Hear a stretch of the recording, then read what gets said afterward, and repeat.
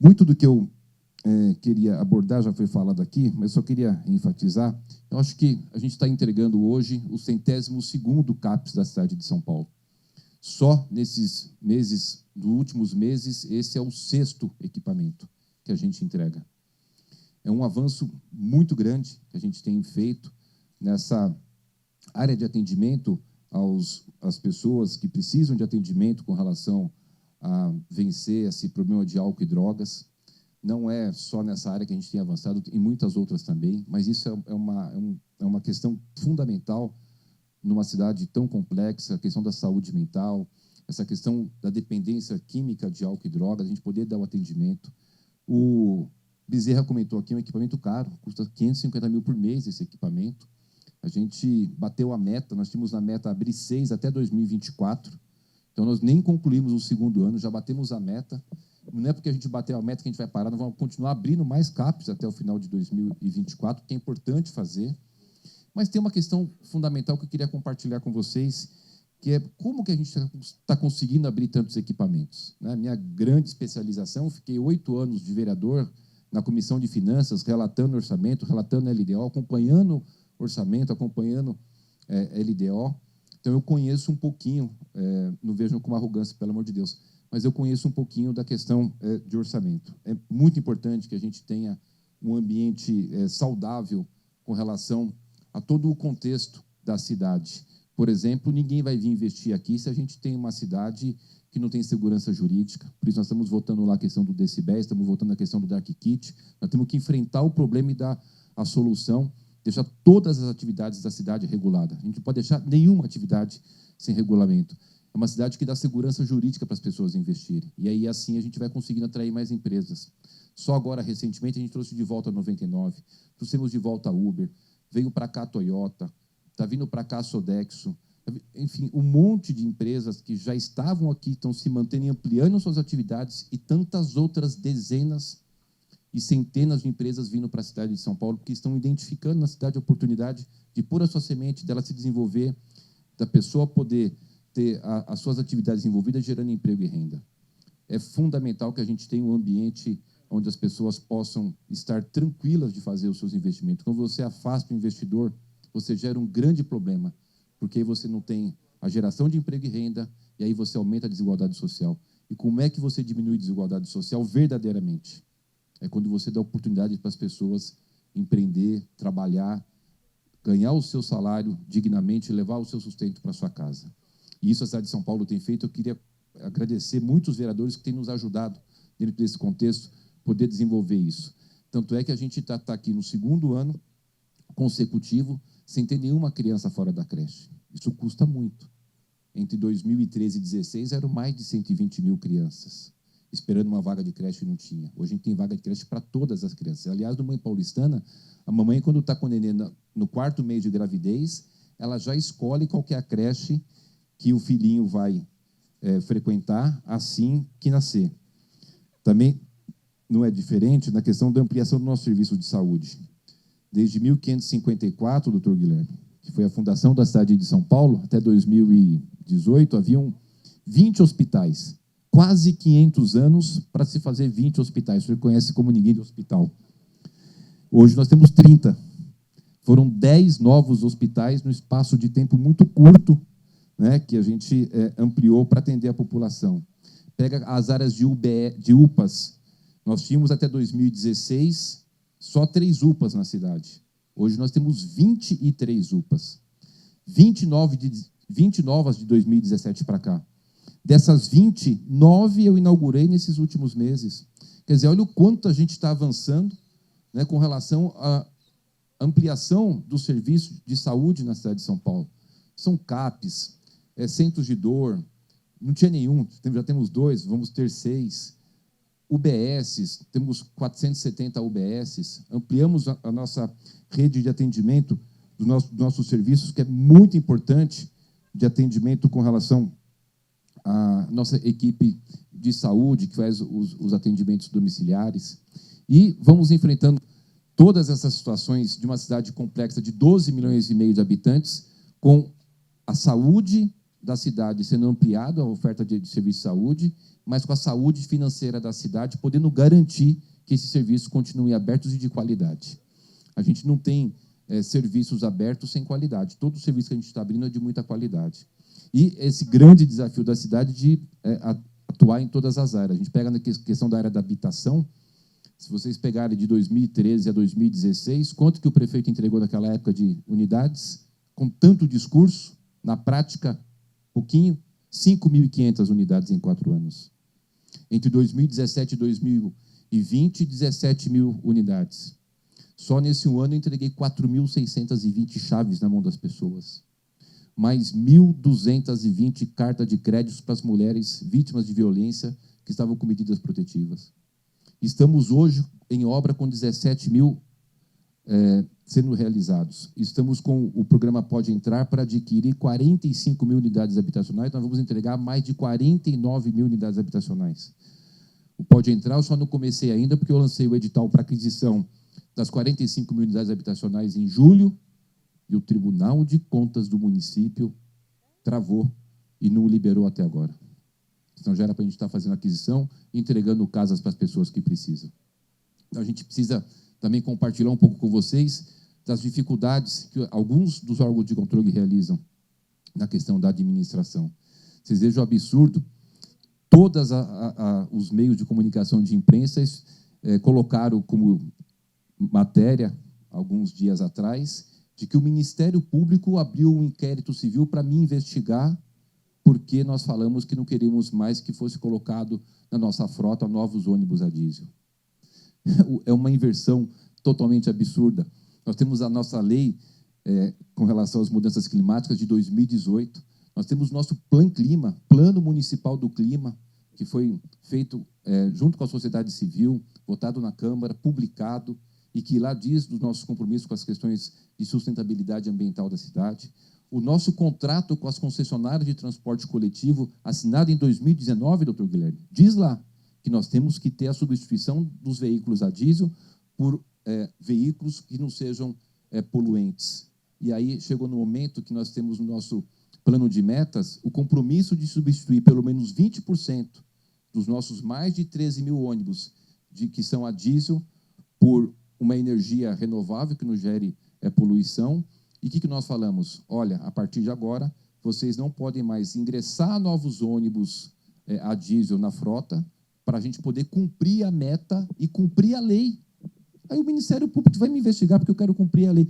É uma irracionalidade absurda no momento que nós estamos discutindo a COP27, que é as questões de sustentabilidade. E vocês sabem que 62% da emissão de dióxido de carbono que são emitidos nessa cidade são dos veículos que circulam em São Paulo. Quase 50% disso é proveniente dos ônibus que circulam na cidade. É óbvio que a sociedade espera do prefeito que ele tenha uma atitude para cuidar da questão da saúde das pessoas, das questões do meio ambiente, e que faça ações de cumprimento da legislação para que os concessionários que são contratados da prefeitura cumpram a legislação. Então, eu acho que o Ministério Público poderia me investigar se fosse ao contrário, se eu tivesse sendo uma pessoa que não estivesse olhando para as questões ambientais, para a questão do cumprimento da legislação. Nós temos uma dificuldade muito grande nas ações que estamos fazendo na Cracolândia, né, que a gente precisa ter o Ministério Público junto com a gente lá, né, doutor? Indo junto lá, participando junto. A gente chama, eles não vão, né? Mas, enfim, o que é importante é que nós estamos aqui unidos, firmes, convictos de que nós estamos fazendo aquilo que é correto e que é certo, cuidando das pessoas, ampliando os equipamentos importantes, fazendo as nossas ações na área da saúde, da educação, na questão da sustentabilidade. E esse equipamento aqui, o CAPS 3AD, que é álcool e drogas, é de fundamental importância, vai poder atender 400 pessoas por mês, é isso, né?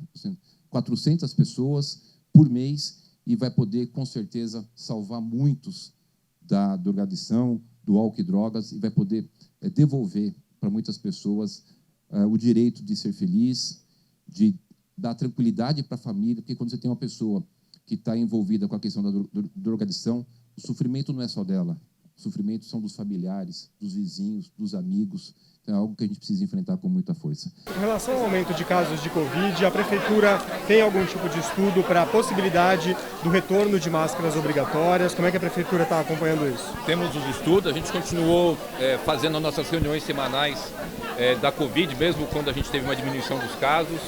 Ontem teve uma dessas reuniões, o secretário Zamarco trouxe todo o estudo, a gente realmente teve um aumento de casos. O interessante é que nesse momento agora, o número de internação de UTI não acompanhou o número de internação de enfermaria, como normalmente aconteceu nos casos anteriores.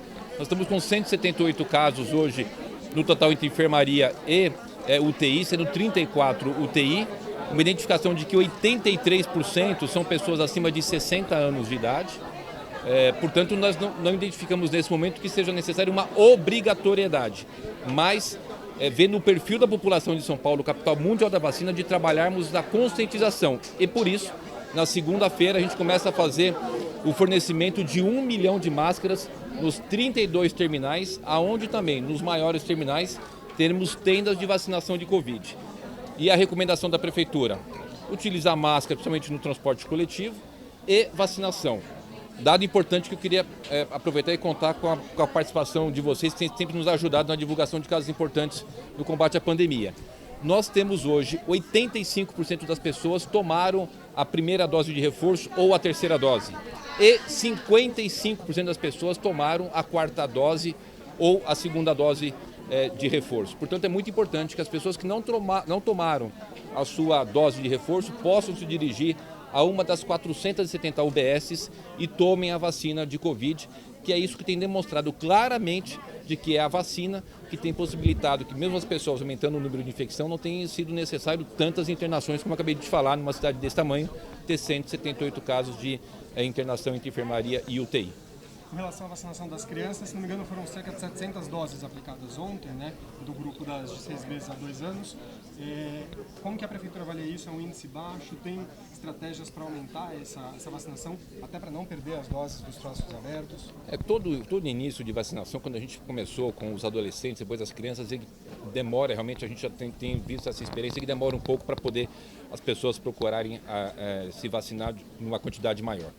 O que é importante que a gente faça, como é uma vacina específica infantil, então ela não está aberta para todo o público, como eu queria ressaltar, é uma vacina infantil específica, é importante que as crianças façam a sua inscrição na xepa nas nossas UBS.